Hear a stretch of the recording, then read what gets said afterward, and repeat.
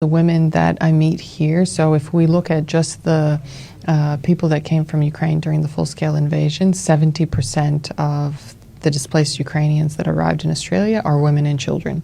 The rest are usually elderly people because there's martial law in Ukraine. Men can't physically leave the country.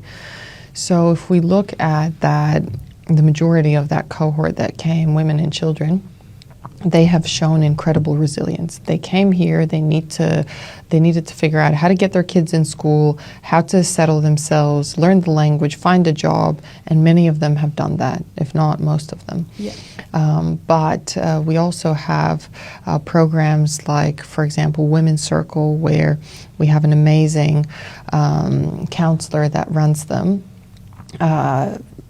She provides counseling for witnesses of war, and having people come from Ukraine and having that traumatic experience.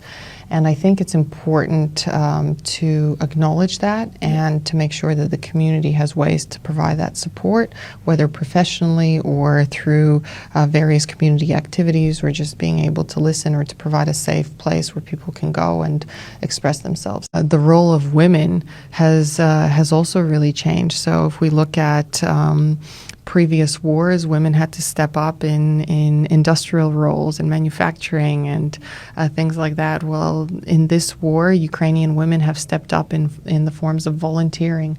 Many have actually raised so much funds that have sustained entire units on the front line. They have mobilized others in society and more broadly to contribute to that fundraising voluntary effort. Many different parts of the front line are sustained by volunteers.